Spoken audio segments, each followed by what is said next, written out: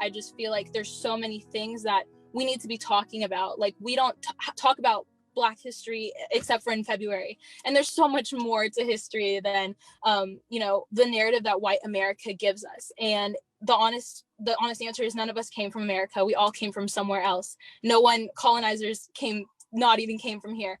So my biggest issue is, where I started a podcast that Laura's going to be on, and hopefully every single person on this panel will be on as well, talking about student voices in this community especially. And like I said, I started a nonprofit. It's called Youth Advocates for Change.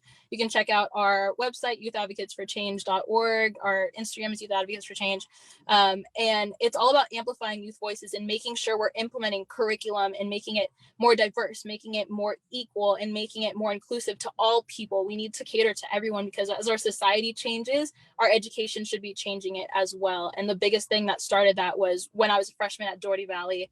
We were reading To Kill a Mockingbird, and my white teacher was reading the book. She would read it out loud, and she would say the N-word in it, and it just made me feel very uncomfortable. It made me feel like I couldn't speak up about it, because I didn't want anyone to label me as sensitive, and I didn't want people to think of me as someone who like cared so much. It's just a joke, it's just part of the book. And it really bothered me, because she would literally only call on the white kids to read it, and maybe that's just in my mind, or maybe I thought too much into it, but I'm always second guessing myself and overthinking everything I do, and being like, is this racist or is it not? But either way, I shouldn't invalidate myself, because I feel some type of way about it and I feel attacked. And I never, ever, like in my whole years of being in this district, felt like I could speak up about something that related to that.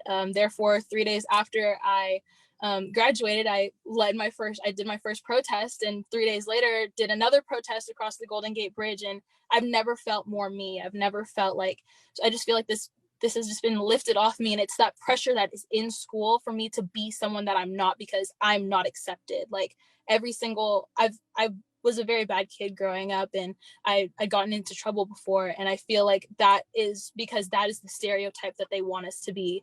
And I know I'm rambling a little bit, but last thing, there's this thing called adverse childhood experiences. And it's basically the more traumatic events you experience in your life, the more at risk you are to incarceration, the more you're at risk to at-risk activities, the more you get involved in criminal activities. And people ask this question all the time, is like, why are Black people incarcerated so much? Why are the rates so high for crime within like minority populations? It's because one of those adverse childhood experiences is already discrimination. We're already discriminated against, and we don't get to talk about mental health within our own communities, because we're taught to be strong, and you're like, you have to be a strong, passionate Black woman. You can't do anything else. If you're less than that, you're weak. And we're brought up to be like, have to be hard, and we have to put all this pressure on ourselves to like not be a baby, that kind of thing, because it's already within society. Like we are lower than everyone else as Black Americans. We are lower than every single person. That's how America started off, like as us as slaves. So we feel like we have to prove ourselves